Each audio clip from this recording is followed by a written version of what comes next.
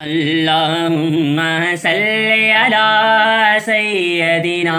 محمد وعليه وعترته بيداد كل معلوم لك أستغفر الله العظيم لا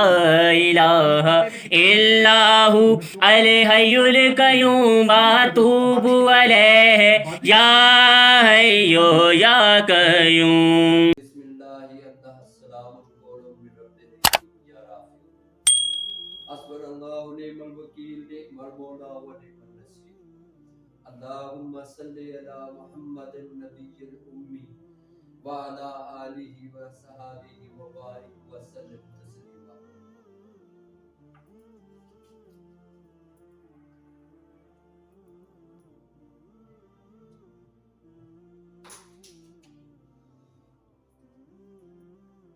نظر تھا پھر اچھا جو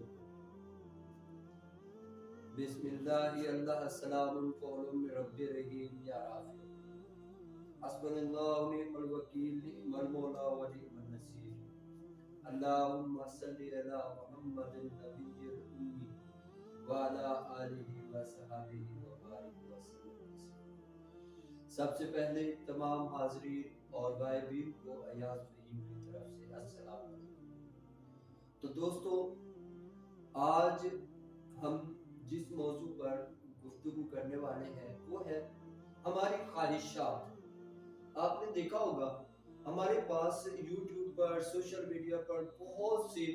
موٹیویٹرز، بہت سے علماء اکرام، بہت سے لوگ ایسے ہیں جو مختلف اعمال بتاتے ہیں، مختلف وظائف کے بارے میں بتاتے ہیں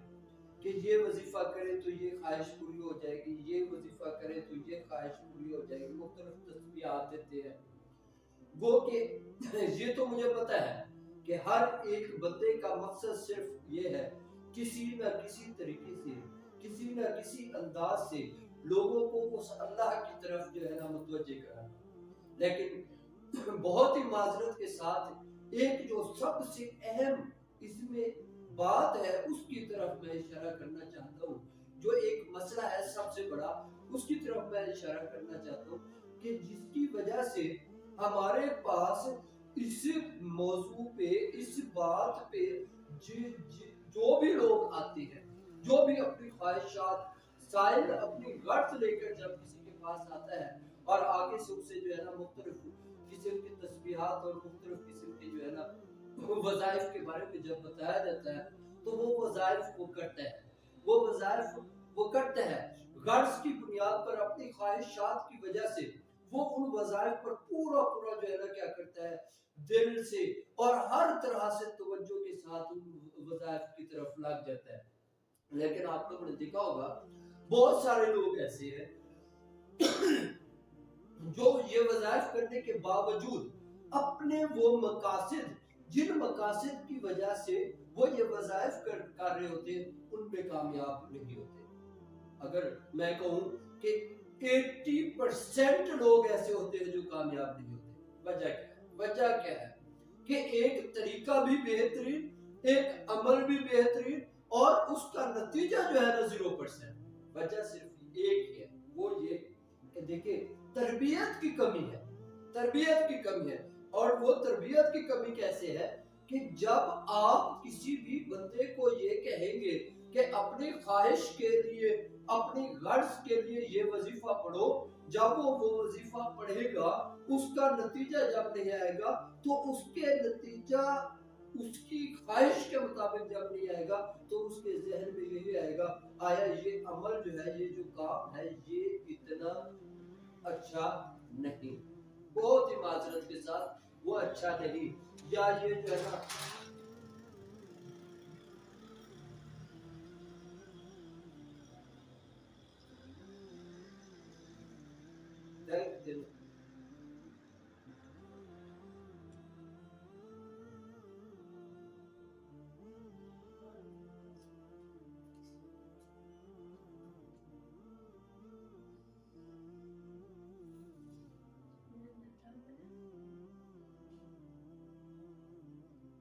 تو جب وہ ان تسبیحات کو بجا لاتا ہے تو اس کے باوجود جب نتائج نہیں نکلتے تو اس کے ذہن میں نیگیٹو جو ہے نا بات آتی ہے، شاید یہ جو ہے نا عمل ٹھیک نہیں تھا، یا یہ کرنے کا کوئی فائدہ نہیں ہوتا۔ نہیں، ایسا بالکل نہیں ہے، بلکہ ہر ایک عمل بالکل ٹھیک ہے، صرف اور صرف فقدان کس چیز کا ہے؟ تربیت کا۔ اب ایک نقطہ پہلے سمجھ لیں، عبادت صرف اور صرف اللہ کے لیے خالص جو ہے نا اس کی بندگی کے لیے کی جاتی ہے، تسبیح خالص اور خالص اللہ کے ذکر کے لیے، اللہ کی یاد کے لیے کی جاتی ہے۔ نوافل اللہ کی عبادت ہے ایک، اور اس کا مقصد صرف اور صرف یہ ہے اللہ کا قرب حاصل کرنا۔ اس کے لیے اپنے خواہشات کو سامنے رکھ کے جب آپ کوئی بھی تسبیح کریں گے، اللہ کا ذکر کریں گے، نوافل ادا کریں گے یا کوئی بھی عبادت کریں گے، اس کا نیگیٹو رزلٹ جو آپ چاہتے ہیں وہ رزلٹ اس لیے نہیں آتا کیونکہ آپ وہ اپنی خواہش کے لیے کر رہے ہیں، اور جو بھی کام اپنی خواہش کے لیے اپنی غرض کو سامنے رکھ کے کریں گے وہ عبادت میں شمار نہیں ہوگا، اس سے اللہ کی رضا حاصل نہیں ہوتی، کیونکہ اللہ تبارک و تعالیٰ کہتا ہے کہ میں جو بھی آدمی جو بھی اپنی خواہشات کو اور اپنی غرض کو سامنے رکھ کے کوئی بھی عبادت کرے گا وہ عبادت نہیں ہوگی، وہ اصل میں اپنے اندر جو ہے نا کسی اور معبود کو اپنے سامنے رکھ کے اس کی عبادت کر رہا ہوتا ہے۔ تو یہ خواہشات جو ہوتی ہیں یہ بھی ایک طرح کے معبود ہے، انہی کی طرف اللہ تبارک و تعالیٰ سورہ فرقان کی آیت نمبر 43 میں ارشاد فرماتے ہیں، ارائیت من اتخذ الہہ ہواہ افانت تکون علیہ وکیلا، کیا تم ان آدمی کو دیکھا، تم نے اس آدمی کو دیکھا جس نے اپنی خواہشات کو اپنا معبود بنا لیا، تو کیا تم سب ان پر نگہبان، کیا تم اس پر نگہبان ہو؟ تو دیکھیں، جو بھی عبادت،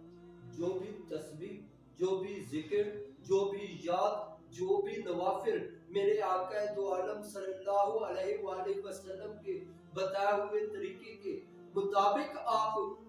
سر انجام دیں گے، ان کا نگہبانی میرے رسول صلی اللہ علیہ وآلہ وسلم نے کرنی ہے، اور ان کی شہادت میرے آقا دو عالم صلی اللہ علیہ وآلہ وسلم نے کرنی ہے، اور اس میں آپ صلی اللہ علیہ وآلہ وسلم اس بات کے شاہد ہوں گے کہ میں گواہ ہوں، میں گواہ ہوں، یہ میرا امتی میرے اللہ کی عبادت خالصتاً اللہ کی عبادت کر رہا تھا، تو وہ اس کی گواہی دیں گے۔ لیکن جب آپ اپنی خواہش کو سامنے رکھ کے، اپنی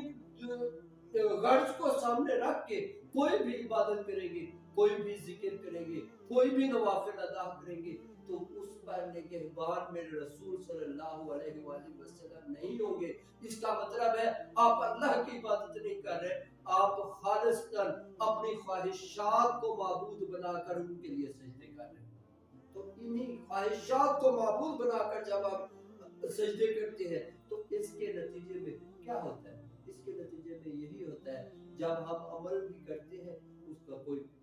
آؤٹ پٹ نہیں آتا، اس کا کوئی آؤٹ پٹ نہیں آتا۔ تو خالصتاً میرے دوستو، خالصتاً اللہ تبارک و تعالیٰ کا ڈیمانڈ ہم سے یہ ہے کہ ہم خالصتاً اس کی عبادت کریں، خالصتاً اس کی عبادت کریں۔ دیکھیں، آپ سوچیں، ہم ایک کسی بھی غرض، فرض کیا رزق ہمارے سامنے لے لیں، اب رزق کی فکر میں لگے ہوئے، رزق کے لیے ہم سجدے کر رہے ہیں، رزق کے لیے ہم نوافل ادا کر رہے ہیں، رزق کے لیے اذکار کر رہے ہیں، لیکن ہمیں یہ نہیں پتا کہ ان رزق کے لیے عبادات کرنے، رزق کے لیے نوافل ادا کرنے، رزق کے لیے اذکار کرنے سے کچھ نہیں حاصل ہونا، رازق کے لیے یہ سارا کچھ کرنا، ہمیں رازق کو راضی کرنا پڑے گا۔ جب رازق راضی ہوگا تو رزق کی کمی نہیں ہونے، جب رازق مان جائے گا تو رزق کبھی بھی آپ سے رک کر نہیں جاتا، ہر ایک چیز آپ کے پاؤں میں پھرے گی، آپ اس کو جو ہے نا جب چاہے جس وقت چاہے ٹھوکر مار دے، لیکن یاد رکھیں جب رازق ناراض ہے تو کبھی بھی رزق آپ کے پاس نہیں آ سکتا۔ بالکل اسی طرح سے، بالکل یہی وجہ ہے کہ ہمارے یہ تسبیحات، ہمارے یہ اذکار، ہماری نوافل ان کا آؤٹ پٹ نہیں ہے۔ تو دیکھیں، دوستو یہ جو ہماری خواہشات ہیں واقعی بہت خوبصورت ہے، اور انہی کی طرف اللہ تبارک و تعالیٰ نے سورہ آل عمران کی آیت نمبر 14 میں فرمایا لوگوں کے لیے ان کی خواہشات کی محبت کو خوبصورت کر دیا گیا، یعنی عورتوں اور بیٹوں اور سونے چاندی کے ڈھیر اور نشان لگائے ہوئے گھوڑے اور مویشیوں اور کھیتوں کو، یہ سب دنیاوی زندگی کا سامان ہے، صرف اللہ کے پاس اچھا ٹھکانہ ہے۔ دیکھیں یہ تمام کی تمام چیزیں، یہ تمام کے تمام ہماری خواہشات ہیں، ہماری خواہشات ہیں، زن، زر، دولت، ہر ایک چیز، ہمارے پاس کھیت ہو، ہمارے پاس کھلیان ہو، ہمارے پاس جانور ہو اچھے سے اچھے، ہمارے پاس اچھی سے اچھی سواریاں ہوں، ہمارے پاس اچھے سے اچھے گاڑیاں ہوں، یہ تمام کی تمام چیزیں کس نے دینی ہے؟ دینے والا، عطا کرنے والا میرا اللہ ہی ہے۔ تو اس کے لیے میرے دوستوں کرنا کیا پڑے گا؟ خالص اس اللہ کو راضی کرنے کی کوشش کرنی پڑے گی۔ ہماری یہ نوافل کس کے لیے ہونی چاہیے؟ اللہ کی قربت کے حصول کے لیے۔ جب اللہ کی قربت حاصل ہو جائے گی تو اس وقت ہمارے یہ تمام کی تمام جو خواہشات ہیں، ہماری جو غرضیں ہیں، ہمارے دل میں پیدا بعد میں ہوں گی اور وہ پوری پہلے ہوں گی۔ انہی کی طرف اور یاد رکھیں ہوتا کیا ہے، آپ نے دیکھا ہوگا اس وقت بہت سارے لوگ مختلف اذکار کرنے، مختلف تسبیحات کرنے کے باوجود جب آؤٹ پٹ نہیں ہوتا، اس کی بجائے کس کی طرف جاتے ہیں؟ ان لوگوں کی طرف جو کالا جادو کرتے ہیں، وہ مختلف لوگ ایسے جو جادوگر ہیں ان کے پاس جاتے ہیں، وہ جو ہے نا فوراً وہ عمال ہو جاتے ہیں۔ دیکھیں ایک بہترین فلسفہ، ایک بہترین عمل جو سب سے بہترین ہے، جو سب سے کارگر ہے، ہم اسے کیا کر رہے ہیں؟ اپنے ہاتھوں سے، اپنے افعال سے اسے کیا کر رہے ہیں؟ غلط ثابت کر رہے ہیں۔ تو اس لیے اسی کی طرف اللہ تبارک و تعالیٰ اشارہ کر کے فرماتے ہیں سورہ کاف میں، بے شک ہم نے زمین پر موجود چیزوں کو اس لیے زینت بنایا تاکہ ہم لوگوں کو آزمائیں کہ ان میں عمل کے اعتبار سے کون اچھا ہے۔ دیکھیں یہ تمام کی تمام چیزیں جن کے پیچھے ہم دوڑ رہے ہیں، پیدا ہونے سے لے کر مرنے تک ہم ان تمام چیزوں کو حاصل کرنے کے لیے دوڑے جا رہے ہیں، ہر وقت ریس میں لگے ہوئے ہیں۔ یہ تمام کی تمام آزمائشیں ہیں، یہ تمام کی تمام آزمائشیں ہیں۔ اللہ یہی تو دیکھنا چاہتا ہے کہ کون ایسا ہے جو خالص میری فکر کرتا ہے، کون ایسا ہے جو خالص میری ذات کی یاد میں گم رہتا ہے، کون ایسا ہے جو ہر وقت میرے بارے میں سوچتا ہے، کون ایسے ہے ایسے منصوبے بناتا ہے کہ کس طرح سے میں اللہ کو راضی کر لوں۔ لیکن افسوس کہ ہم ہر وقت اس منصوبے میں لگے ہوئے ہیں کہ کس طرح سے مجھے عہدہ مل سکتا ہے، کس طرح سے مجھے دولت مل سکتی ہے، کس طرح سے میں لوگوں میں عزت و اکرام حاصل کر سکتا ہوں۔ یہ ہماری غرض ہے، فقط یہ ہماری غرض ہے، یہ ہماری زینت، اور اسی آزمائش میں ہم ہر وقت گھرے ہوئے ہیں۔ تو اس کا نتیجہ کیا ہونا ہے؟ اس کا نتیجہ یہی ہونا ہے، ہم ذلیل ہو رہے ہیں، ہم خوار ہو رہے ہیں، اور یہ صرف اور صرف ہماری انہی وجوہات کی وجہ سے۔ اللہ تبارک و تعالیٰ اسی بات کے متعلق سورہ مریم کی آیت نمبر 59 میں فرماتے ہیں 59 تو ان کے بعد وہ نالائق لوگ ان کی جگہ ہے جنہوں نے نمازوں کو ضائع کیا اور اپنی خواہشات کی پیروی کی، تو ان قریب وہ جہنم کی خوفناک وادی میں جا ملیں گے۔ تو یہ دیکھیں دوستو، یہ ہمارے آبا و اجداد، ہمارے بڑے، وہ کیا کرتے تھے؟ وہ خالص اللہ کی عبادت کرتے تھے، ان کی نماز خالص اللہ کے لیے ہوتی تھی، ان کی نوافل خالص اللہ کے لیے ہوتی تھی۔ اب ہم نماز پڑھنے کے لیے جانے سے پہلے ہزاروں خواہشات اپنے دل میں لے کر جاتے ہیں اور سوچ رہے ہوتے ہیں کہ آج یہ بھی اللہ سے مانگ لوں گا، فلاں بھی مانگ لوں گا، فلاں بھی مانگ لوں گا۔ نوافل ادا کرنے سے پہلے ہم نے سوچا ہوتا ہے یہ آج نوافل میں نے اس لیے ادا کرنی ہے۔ دیکھیں ایسے لوگوں کے لیے اللہ تبارک و تعالیٰ کیا کہتا ہے کہ یہ تمام اذکار، یہ تمام یادیں، یہ تمام نوافل ہم نے ضائع کر دیں، یہ تمام ساری چیزیں ہماری کیا ہو جائیں گی؟ ضائع ہو جائیں گی۔ اس لیے دوستو صرف اور صرف جو ہے اس پر قناعت کرنا سیکھو۔ تو میری تمام اپنے ان احباب سے گزارش ہے، ان اساتذہ کرام سے گزارش ہے، काइंडली मेहरबानी करें अपने तमाम शागिर्दों और अपने पैरोकारों को की तरबियत करें, उन्हें बताएं कि भाई इन ख्वाहिशात को तरक करना है, इन ख्वाहिशात को तरक करना है, बल्कि ख्वाहिशों के लिए इबादतें नहीं करनी, इन ख्वाहिशात को तर्क करने के लिए इबादत करनी, इन ख्वाहिशात को तर्क करने के लिए अल्लाह की याद में गर्क होना है, इन ख्वाहिशात से बचने के लिए अल्लाह के हुजूर सरबा सुजूद होना है और नवाफिल अदा करनी है। जब नवाफिल अदा करेंगे अल्लाह के सामने सरबा सुजूद होंगे, अल्लाह की याद में गर्क होंगे, ये ख्वाहिशात आपसे पीछे हटती जाएंगी। और जब ये ख्वाहिशात पीछे हट जाती है तो उस वक्त अल्लाह तबारक व तआला राजी होता है। जब आप इन्हें तर्क कर देंगे, अल्लाह को अपने करीब कर लेंगे, तो फिर अल्लाह तबारक व तआला राजी हो जाता है और वही कुछ आता है, वही कुछ इंसान को मिलता है जिसको सोचता है वही उसे मिल जाता है। और देखिए ये वो अफलास, ये तंगी, ये मुफलसी, ये सब के सब अल्लाह तबारक व तआला की आजमाइश है। क्योंकि जब कोई बंदा अल्लाह की तरफ जाता है तो अल्लाह तबारक व तआला एक मर्तबा उसकी आजमाइश जरूर करता है। इसी के मुतालिक अल्लाह तबारक व तआला फरमाते हैं, अल्लाह तबारक व तआला फरमाते हैं कि सूरह राद में, और वो जिन्होंने अपने रब की रजा तलब की और तलब में सब्र किया और नमाज कायम रखी और हमारे दिए हुए रिस्क में से हमारी राह में पोशीदा और एलानिया खर्च किया और बुराई को भलाई के साथ टालते हैं, इनके लिए आखिरत का अच्छा इंतजाम है। देखिए सादा से अल्फाज में सूरह राद की 22वीं आयत में अल्लाह तबारक व तआला फरमाते हैं कि अल्लाह की रजा तलब करनी और अल्लाह की रजा तलब करनी है, और जो ख्वाहिशात है, जो मामलात है, जो मुश्किलात है, उन पर सब्र करना है और अल्लाह की याद को कायम रखना है। और क्या करना है, जो है, जो कम है, जो बिल्कुल चीज नहीं है, उसे क्या करो, उस अल्लाह की राह में लुटाओ, अल्लाह की रजा के लिए वो क्या करो, वो लुटाओ, वो एलानिया लोगों को दिखा कर लुटाओ, चाहे वो छुपा कर लुटाओ, लेकिन लुटाओ। और अपने अमाल को अच्छे से अच्छा करो, अपनी बुराइयों को कम करो, अपने गुनाहों से पीछे हटो और अच्छाइयों की तरफ जो है ना क्या करो, सफर करो। तब अल्लाह तबारक व तआला हर एक मामले का अंजाम जो है ना बेहतरीन कर देगा। और ये है वो आखिरत का अंजाम, ये आखिरत है, ये उस काम की आखिरत है जो आपके सामने बेहतरीन अंदाज से सामने आएगी। तो देखिए दोस्तों,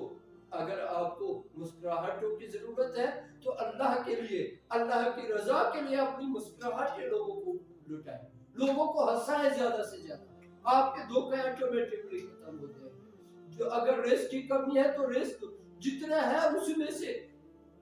लोगों को में जो है ना बांटे, अल्लाह तबारक व तआला देगा। अगर आपके पास जहानत की कमी है तो आप लोगों में जो है ना अपने इल्म को जो है ना क्या करें, जितना भी है, थोड़ा है ज्यादा है, उसे लुटाए, अल्लाह तबारक व तआला इल्म में इजाफा करता जाएगा। तो ये है बेहतरीन अमल जिसके जरिए से हम अल्लाह का कुर्ब हासिल कर सकते हैं और अपने ख्वाहिशात को पूरा कर सकते हैं। तो ख्वाहिशात जो है याद रखिएगा, ये तमाम के तमाम हमारे लिए आज़माइश है, और इन्हीं ख्वाहिशात से तो बचने के लिए अल्लाह तबारक व तआला आपको बार बार कह रहे हैं। तो इसलिए दोस्तों, इन ख्वाहिशात को तर्क करो और अल्लाह की रजा को हासिल करो, अल्लाह को राजी करने का सोचे। मुझे उम्मीद है ये बातें मेरे तमाम दोस्तों को पसंद आएगी। इसके साथ ही मुझे इजाजत दे। अल्लाह।